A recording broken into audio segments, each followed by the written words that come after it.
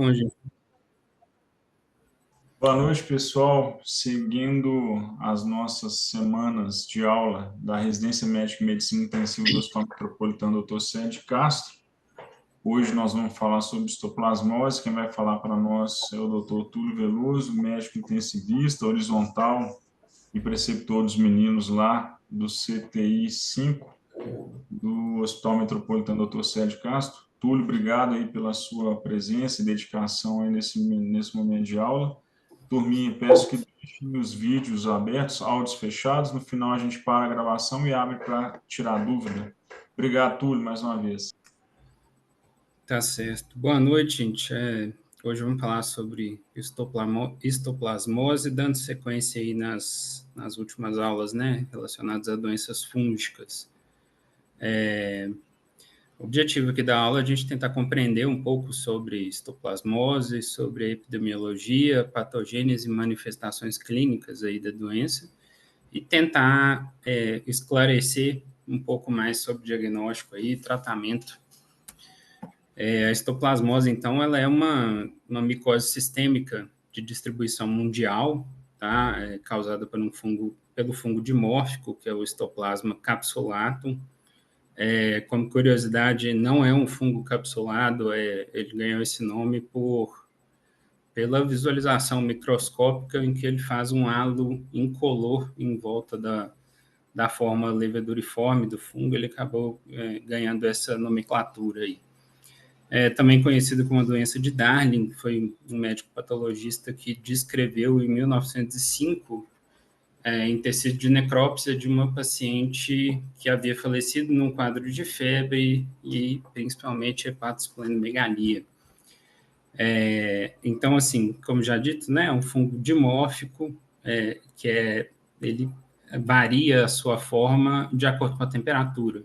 Então, ele cresce num ambiente com forma de mofo e a 37 graus, né, média de temperatura corporal nossa, ele se manifesta como levedura. Então, são duas formas, né? À esquerda aqui a gente vê... As imagens não estão muito nítidas, que essas imagens foram tiradas de um livro, né, do Veronese, que é um pouquinho mais antigo já. Mas à esquerda a gente vê o fungo na forma de hifa, né? E esporos. E à direita, essa imagem central é um macrófago contendo aí várias células leveduriformes no seu, né, na parte intracelular ali mesmo. Nessa imagem aqui as coisas estão mais nítidas um pouco. E dá para ver mais claramente aqui o halo incolor em volta do fungo. Em relação à epidemiologia, as causas aí de um padrão endêmico da distribuição da histoplasmose, elas não são conhecidas assim em sua totalidade, mas a gente sabe que existem relações aí com fatores climáticos, temperatura, umidade e características do solo, principalmente. É muito falado que, né, o fungo ele está mais presente em solos, principalmente aí contaminados né, ou com uma alta prevalência de fezes de morcego e aves. Essas características aí poderiam modificar o solo de uma forma que favorece o crescimento do fungo. Então, assim, nós estamos falando de uma doença que é encontrada em zonas temperadas de todo o mundo, então, Austrália, Sudeste Asiático, África, e áreas endêmicas específicas nos Estados Unidos, principalmente, onde tem maior número de estudo de histoplasmose, né, desenvolvimento aí de estudo, de método diagnóstico e tudo mais. Também descritas, né, no Caribe, sul do México e partes aí da América Central e América do Sul.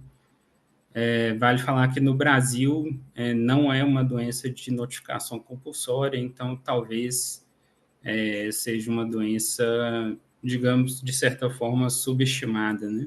A gente acaba não tendo dados específicos aí sobre a taxa de prevalência.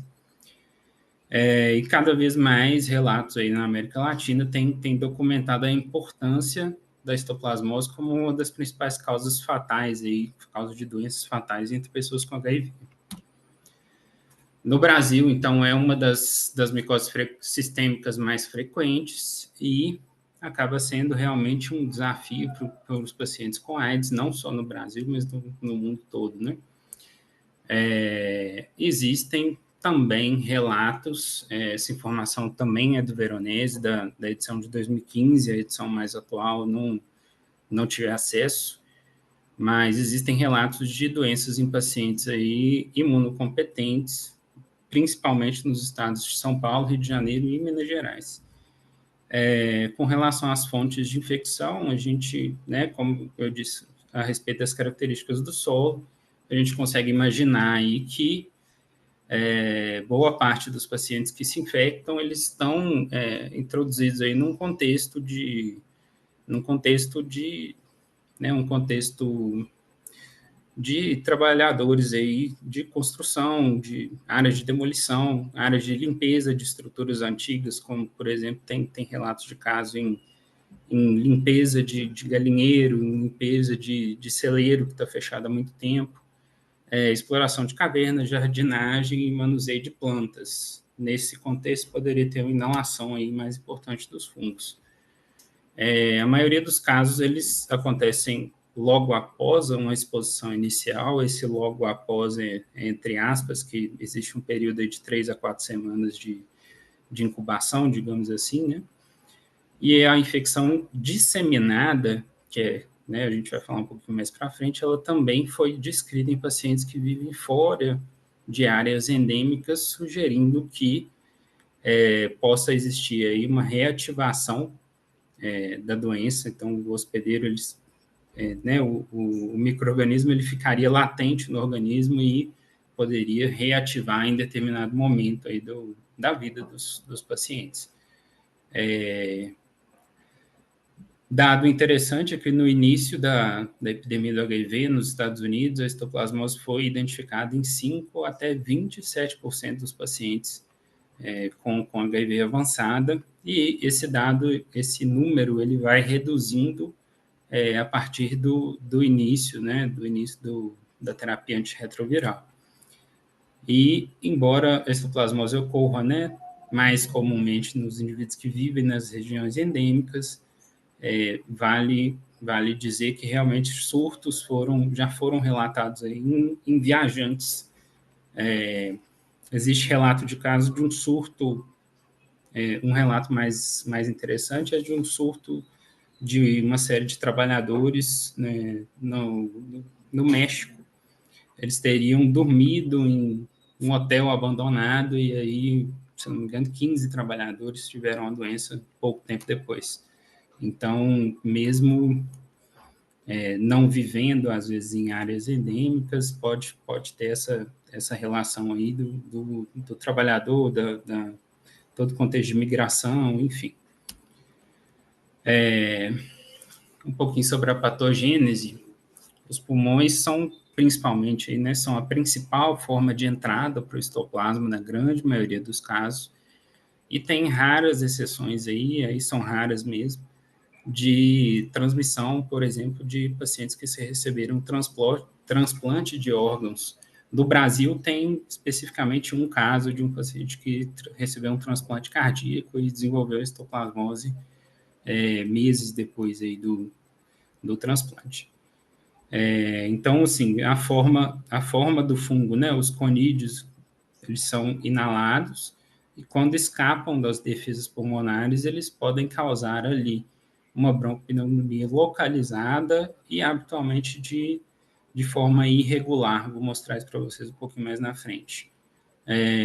O espectro clínico, isso está escrito em vários locais que a gente procurou para fazer a aula, mas o espectro clínico, ele varia muito de acordo com a exposição, com o grau de exposição ao fungo, com o grau de imunidade, né, do paciente, com a presença ou não de alguma doença em específico, e com a presença de doença pulmonar aí subjacente. Com baixa exposição ao inóculo, a maioria dos indivíduos saudáveis, eles vão permanecer assintomáticos. Então, muito provavelmente, eles passam por um período de infecção, mas não tem, mais de 50% desses indivíduos não vão ter absolutamente nenhum sintoma. Mas, no entanto, aí, os pacientes que têm uma inalação grande de inóculo, eles podem desenvolver uma infecção pulmonar difusa, aguda, grave, e podem acabar realmente manifestando, né, evoluindo para formas mais graves da doença e potencialmente fatais.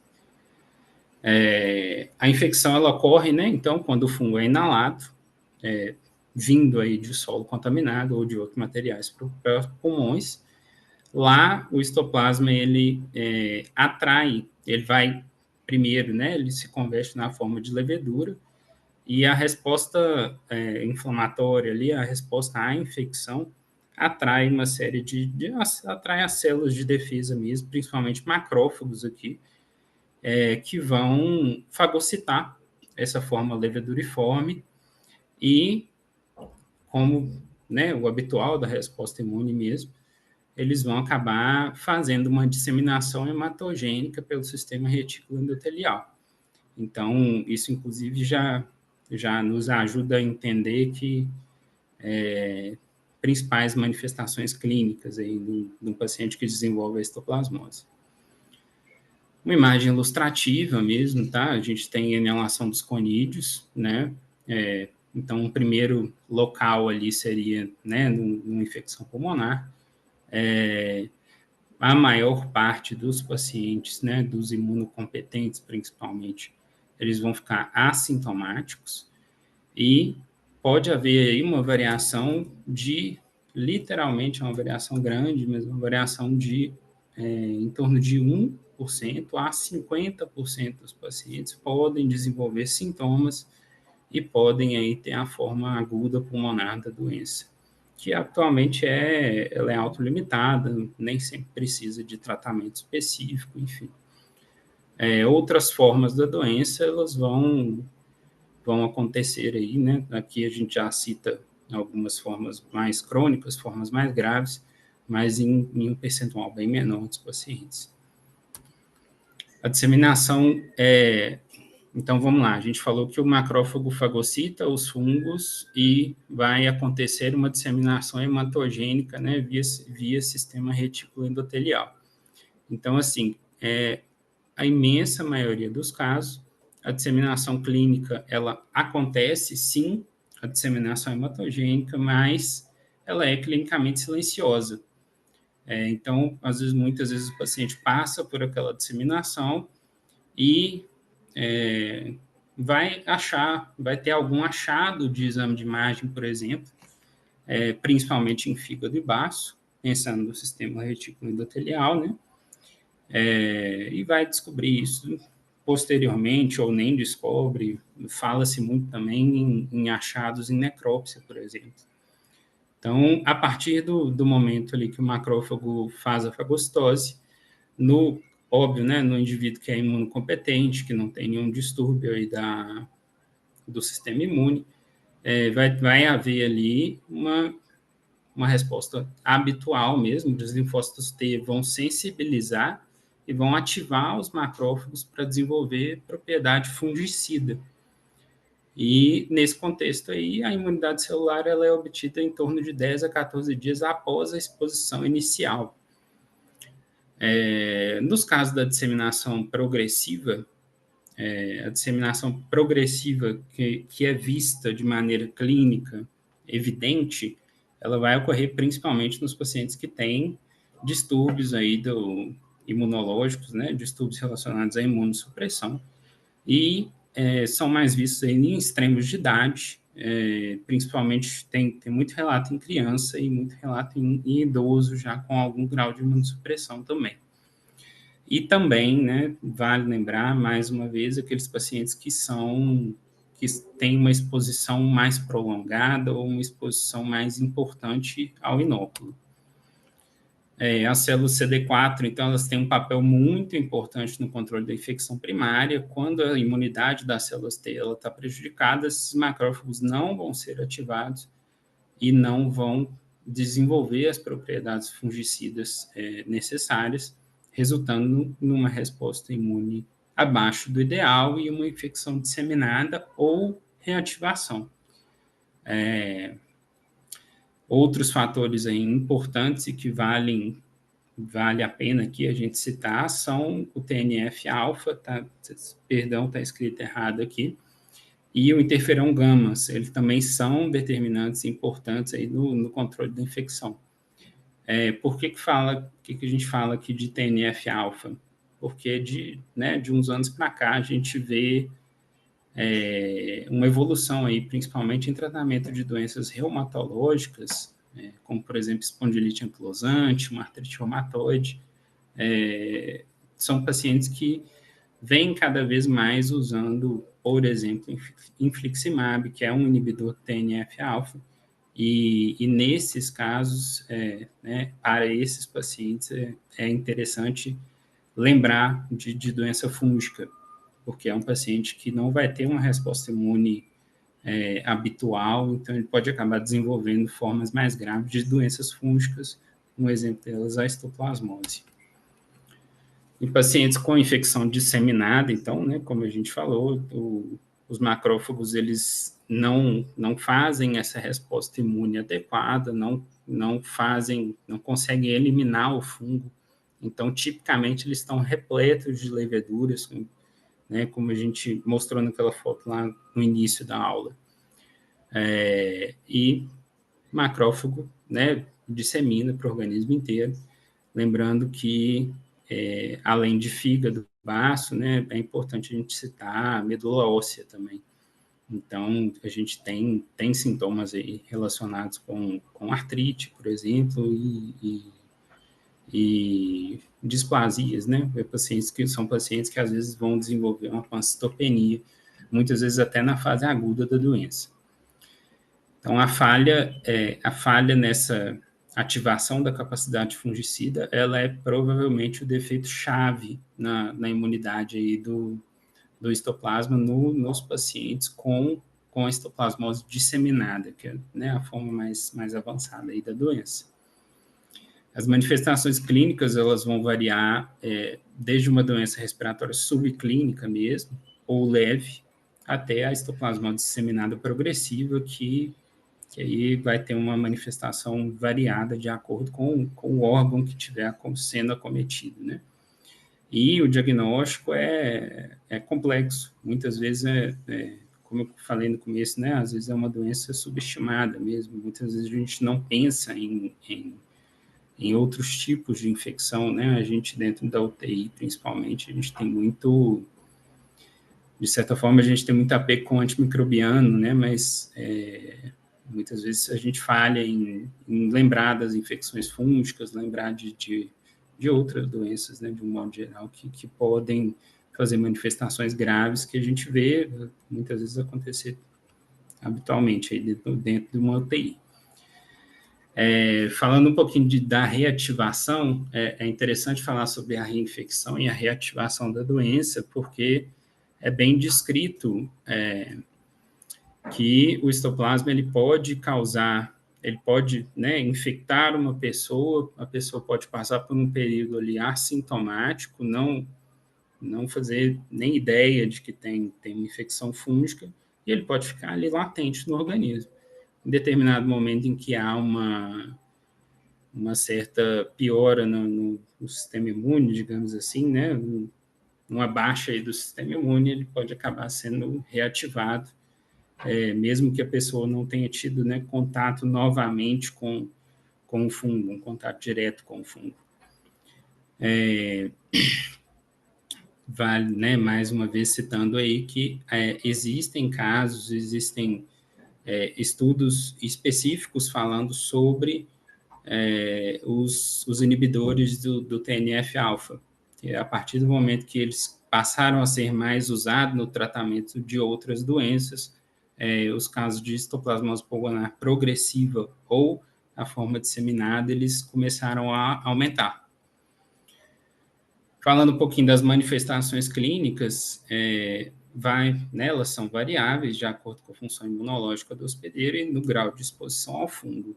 A doença, então, ela pode variar de uma forma assintomática à doença disseminada.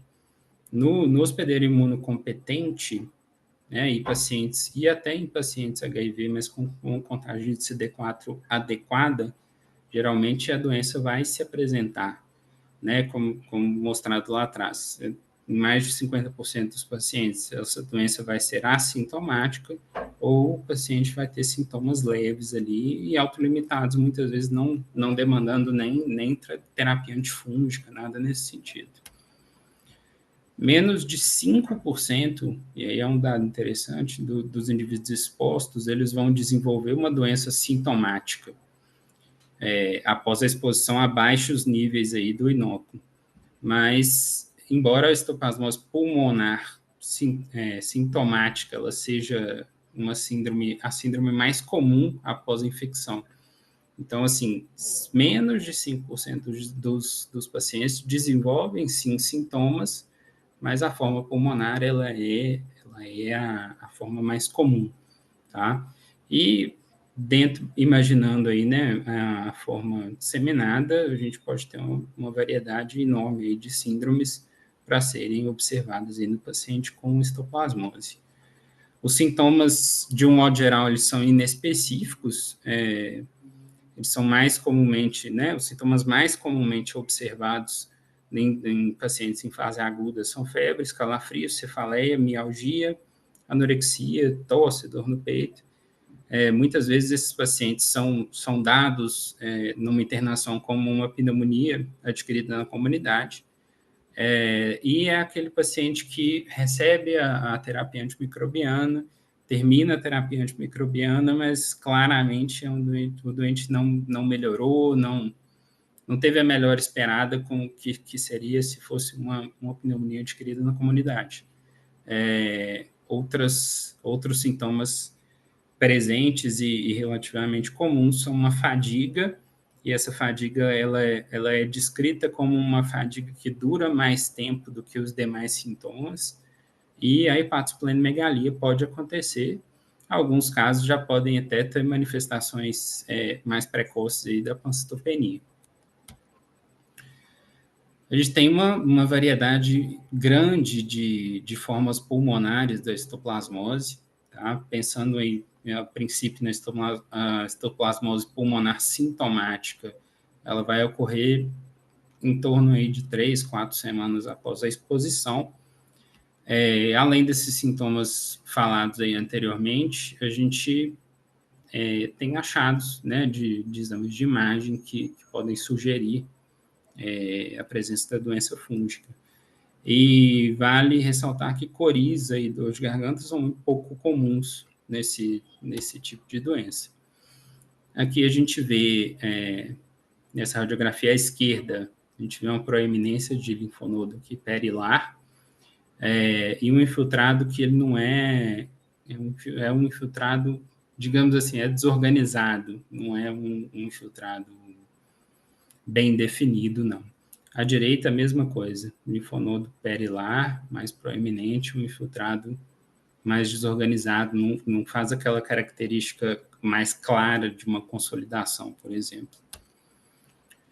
Então, ainda falando das manifestações pulmonares, quando o indivíduo desenvolve faz a histoplasmose pulmonar difusa, aguda, além dos sintomas anteriores, é o paciente que já começa a apresentar dispneia, hipoxemia, e na radiografia a gente já vê infiltrado pulmonar difuso e padrão retículo nodular, que atualmente também a gente não, né, ao ver esse tipo de padrão, a gente pensa às vezes até em germes atípicos, enfim, mas não é muito comum, né, pelo menos não no nosso meio, da gente imaginar que seria um doente com a possibilidade de uma doença fúngica aguda. Forma crônica da histoplasmose pulmonar é o paciente que já vai ter aí uma tosse produtiva, que é de duração mais prolongada, dispneia, além dos outros sintomas, né, uma perda de peso, sudorese noturna, e aí já começam a apresentar alterações pulmonares mais graves, né, mais definitivas, digamos assim.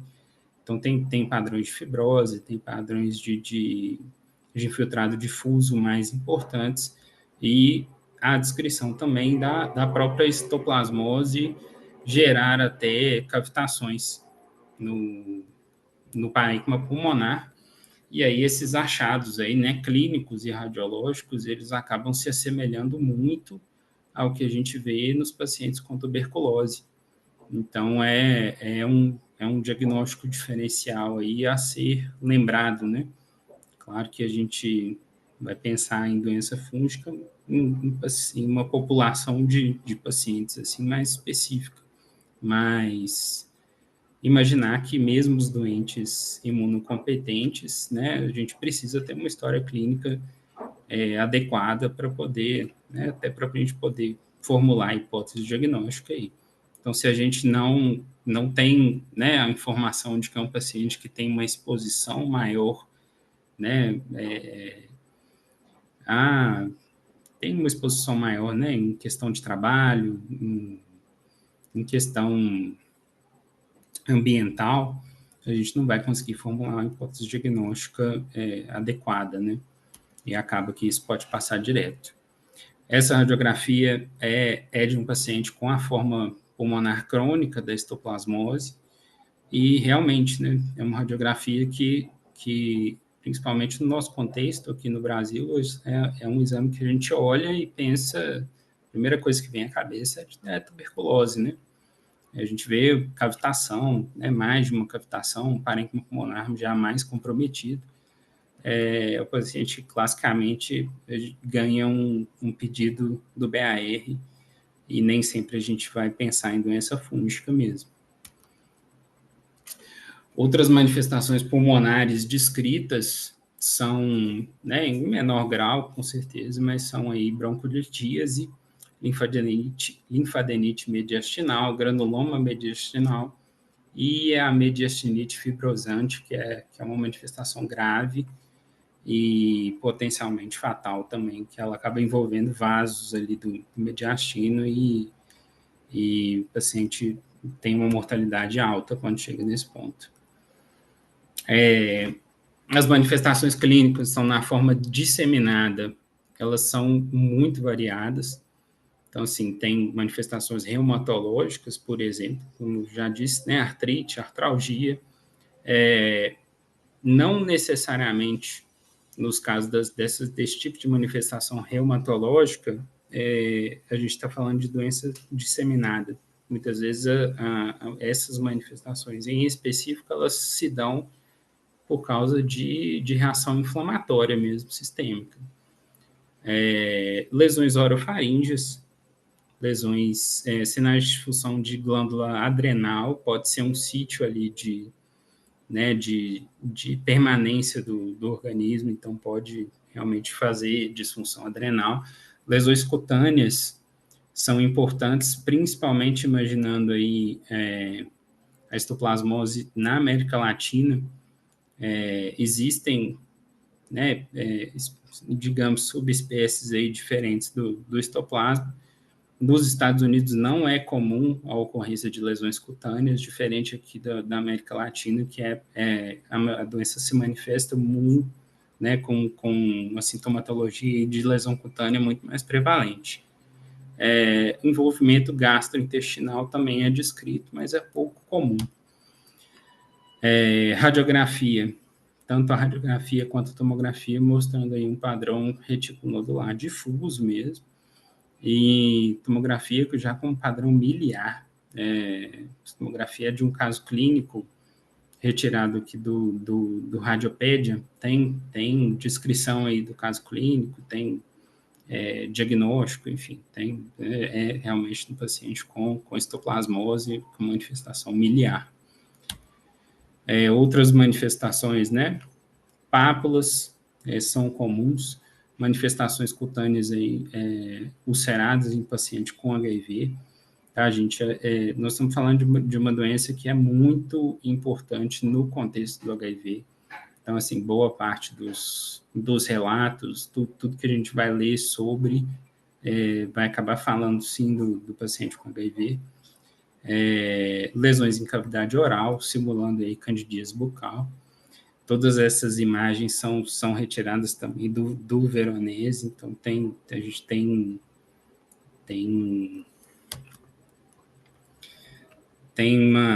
mais certeza aí, né? Tem mais confiança na fonte. Lesões cutâneas descamativas, como visto aqui no nariz, e lesões cutâneas até herpetiformes, também em paciente com HIV e histoplasmose disseminada. O diagnóstico, vamos começar do começo, né? Literalmente, quando que a gente suspeita da histoplasmose? A forma aguda, atualmente a gente não vai ter diagnóstico, que é o paciente que vai estar assintomático, né? O paciente que faz forma aguda sintomática, habitualmente vai ser o paciente imunossuprimido, e é aquele paciente, por exemplo, que é dado como uma pneumonia da comunidade e não responde a tratamento, tá? Mas a forma disseminada, vamos falar por aí, ela deve ser suspeitada sempre em imunossuprimidos, né? Pacientes que usam, por algum motivo, os inibidores do TNF-alfa, e pacientes que residiram ou residem em área endêmica da histoplasmose e apresente aí manifestações clínicas como essas que estão descritas aqui, que são, querendo ou não, manifestações clínicas comuns a várias outras doenças, né? Confesso, assim, que eu, pessoalmente, por vezes, eu acabo deixando passar, por exemplo, lesões de pele nos pacientes dentro da UTI. Por vezes a gente dá pouca atenção a esse tipo de lesão, acho que a gente fala assim, a gente às vezes até fala assim, parece lesão fúngica, mas não, né, é o tipo de doença que acaba sendo negligenciada mesmo, passa direto ali.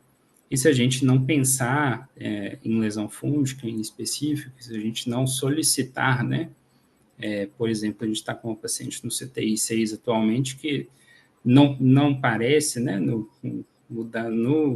decorrer aí do caso clínico, não parece que é uma infecção fúngica, mas é uma paciente que, por exemplo, ela teve uma biópsia de pele em determinado momento, mas não foi solicitado hora nenhuma pesquisa de fungo. Então, se a gente não fizer essa solicitação em específico, o laboratório não vai fazer. Tem que corar diferente, tem que mandar isso para a FUNED, tem que avisar que é suspeita de doença fúngica. Então, porque assim, a cultura é totalmente diferente, a coloração é diferente, é possível, por exemplo, da gente de fazer uma microscopia direta ali, já tem um indício, mas se isso não for descrito no pedido, ninguém vai fazer. Então, lembrar, pacientes com febre, perda de peso, às vezes sinais de doença crônica até, né? Tosse, dispneia, principalmente nesses pacientes que não melhoram com o tratamento habitual, né, que eles recebem, lesões de pele ou de mucosa, náusea, vômito, dor abdominal, hepatosplenomegalia, linfadenopatia, pancitopenia, e outros sintomas aí, dependendo do sistema orgânico envolvido. Métodos diagnósticos possíveis, cultura, padrão ouro, né, mas lembrar que cultura de fungo é extremamente demorada, e se não for pedido também em específico, não vai ser feita, porque se solicitar uma cultura, depois vai dar 5 dias, 7 dias, não cresceu nada, vai ser lançada como negativa. Cultura do fungo ela tem que ser em meio específico, muitas vezes meios mais enriquecidos, digamos assim, para dar possibilidade do fungo crescer. E é uma cultura que vai levar aí talvez 30 dias até 6 semanas. Exames sorológicos, identificação específica aí de anticorpo, também não são exames que saem rápido. Biópsia, e aí, pensando na biópsia, desde que haja uma suspeita, né, clínica bem fundamentada, é possível, né, nesse momento da biópsia, solicitar uma microscopia direta. Então, a gente tem uma visualização direta do fungo antes mesmo de sair a biópsia, você já consegue, pelo menos, direcionar um pouco o tratamento ali e seu raciocínio clínico. E sempre, né, exames de imagem que vão dar sugestões aí do do que pode estar acontecendo com o paciente. Duas lâminas aqui mostrando presença de histoplasma, tá? Da esquerda em pulmão, a da direita em baço. Mais uma vez, essa aqui da direita é um macrófago, contendo aí várias e várias estruturas leveduriformes, com seu halo incolor em volta. Isso é de um paciente com histoplasmose disseminada. É bem característico isso aqui, é o macrófago bem repleto mesmo do micro-organismo, né? Então, pensando aí no diagnóstico, a gente pode ter, né, mais uma imagem do Veronese. A gente pode utilizar, né, a amostra de sangue, aspirar de medula óssea, biópsia de linfonodo, líquor, secreção pulmonar, crosta de lesão de pele, por exemplo, que é uma coisa que a gente tem acesso fácil, né? Muitas vezes, para crosta de lesão, você não vai depender do cirurgião específico ou de alguém que vá até ali para fazer uma biópsia de tecido profundo, não, nada nesse sentido. É possível fazer com crosta de lesão e ter visualização direta, desde que a suspeita seja bem fundamentada e você peça em específico para avaliação de fungo. Isso, mais uma vez, então, o laboratório não vai fazer. Cultura, né, em meio a H-sangue, e aí é necessário, talvez, concentrar um pouco mais esse meio para facilitar o crescimento do fungo, e aí você pode ver o fungo em fase filamentosa ou em fase leveduriforme, de acordo aí com o andamento da cultura e com a forma com que ela é feita. E existem também as provas imunológicas e moleculares, também com amostras aí, né, sangue, líquor, urina, secreção do trato respiratório, e podem ser feitos aí vários exames diferentes. No Brasil, em específico, a gente tem difícil acesso aos exames de antígeno, que, por exemplo, são muito descritos, né, na literatura como uma ferramenta diagnóstica nos Estados Unidos. Tem 2 laboratórios só norte-americanos que produzem testes para esses testes de antígenos, e para importação aqui no Brasil são exames que têm um custo muito elevado, que muitas vezes vão inviabilizar a realização deles, e a gente acaba indo para uma biópsia mesmo, que, querendo ou não, é mais demorada. Então, assim, se a gente tivesse acesso a esses exames, por exemplo, um antígeno urinário, poderia facilitar bastante o diagnóstico e acelerar o tratamento aí, que a gente sabe, por exemplo, que liberação de anfo-B empírico é bastante complexa, né? A medicação é cara, enfim, precisa de bastante justificativa.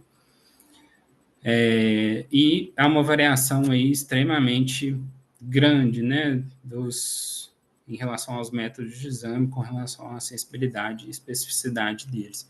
O exame direto, ele pode ajudar muito, mas é uma sensibilidade baixa. Se for uma pessoa não treinada ia fazer esse exame direto para fungo, não fazer a coloração da maneira correta, não vai conseguir identificar isso. A cultura chega a ter uma sensibilidade boa, mas tem a questão da demora, né? Uma sensibilidade que varia bastante, na verdade, mas ela pode chegar a uma sensibilidade alta, mas demora bastante. E demais possibilidades aí de exames, mas que atualmente não são disponíveis aí no nosso meio. O tratamento, sempre que a gente imaginar em forma grave da doença, é anfo-B. Pensando em sistema nervoso central, usaríamos anfo-B lipossomal, né? E aí faria, né, terapia de indução, seguida aí da terapia com o itraconazol. Formas moderadas, formas leves e moderadas da doença, é possível sim de usar somente o itraconazol, como manutenção aí, pós a indução com a anfotericina, e tem até casos também descritos de não realização da fase de indução com a anfo para casos leves, né? Para casos leves. É importante, muito importante, o reconhecimento aí precoce e a intervenção, especialmente em pacientes no quadro crítico. O início da terapia ele é indicado de maneira rápida por causa da alta mortalidade aí da doença disseminada, né? O tratamento envolve, então, a fase aguda, que é a terapia de indução, seriam 15, né, em torno de 15 dias aí com a anfo-B venosa, seguido por uma terapia de redução gradual a longo prazo, pensando aí em 12 meses de tratamento para o paciente que é diagnosticado com a fase disseminada. E 12 meses de tratamento, obviamente, esse paciente precisa ser acompanhado de perto, né, para ver se não é evolução desfavorável enquanto ele usa o itraconazol. Então, as abordagens aí, elas têm que ser categorizadas com base na função imunológica e na gravidade da doença, que é o que a gente já está falando. Sempre que houver doença moderadamente grave ou grave, ela vai requerer uma formulação de anfo-B como agente de primeira linha. Pacientes com sintomas clínicos leves ou um único foco da doença, desde que esse foco não seja o sistema nervoso central, eles podem receber já a terapia inicial com itraconazol. Todos os pacientes que possuem HIV e histoplasmose disseminada, eles vão requerer 12 meses de tratamento, mesmo que a doença seja leve, moderada ou grave. Pacientes com fungemia, né, ou outras evidências de infecção disseminada, eles não deve ser feita a escolha aí do itraconazol como terapia inicial, uma vez que o itraconazol ele é um agente fungistático e não fungicida como a anfo-B. Então, assim, a esterilização de hemocultura ela é bem mais lenta e isso pode acabar gerando aí, né, evolução desfavorável do quadro. Dados sugerem que o fluconazol não é tão ativo contra o histoplasma, tá? Então não vai ser medicação de escolha. Se a gente estiver imaginando isso, realmente não dá para ser fluconazol. E papel aí de outros azóis, ele não é claro para o tratamento da histoplasmose nos pacientes com HIV. É isso, gente. Obrigado. E vamos abrir aí para discussão, né?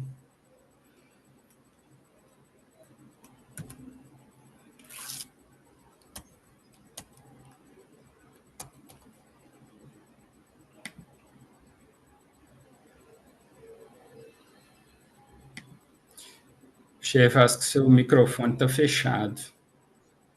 Excelente aula, mestre. Excelente aula, né? Quero agradecer. Não fiquei surpreso com a sua aula, né? Era de esperar, estudioso como o senhor é. Quero deixar gravado aí seu agradecimento a você e a sua dedicação. Vou parar a gravação aqui e a gente abre para dúvidas com a turma. Mais uma vez, obrigado, viu, Túlio?